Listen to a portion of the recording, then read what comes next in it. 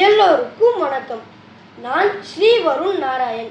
எனக்கு கொடுக்கப்பட்ட தலைப்பு நூலினை பகுத்துணர் என்பதாகும்.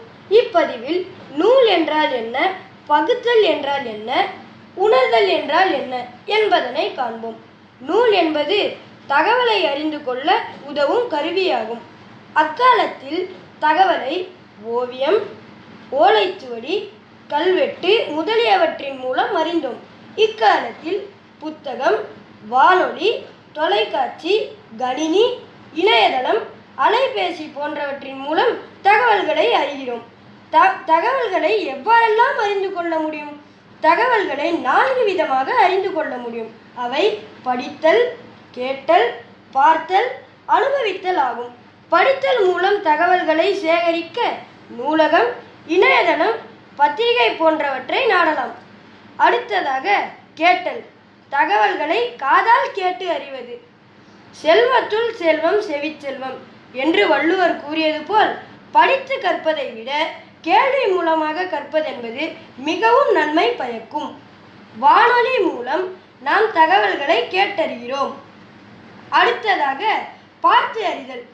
தொலைக்காட்சி, அலைபேசி, திரைப்படம், நாடகம் போன்றவற்றின் மூலம் நாம் தகவல்களை பார்த்தும் கேட்டும் அறிகிறோம். எல்லாவற்றையும் விட அனுபவ அறிவே சிறந்ததாகும்.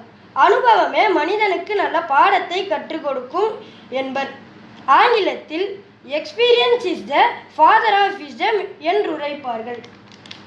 இப்பொழுது பகுத்தல் என்றால் என்ன என்பதனை காண்போம். பகுத்தல் என்பது ஒரு தகவலை ஆராய்ந்து பிரித்தல் ஆகும்.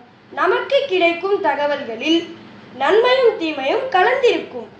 அதில் நாம் நல்லதை மட்டும் எடுத்துக்கொண்டு நடைமுறைப்படுத்த வேண்டும், தீமைகளை தவிர்க்க வேண்டும்.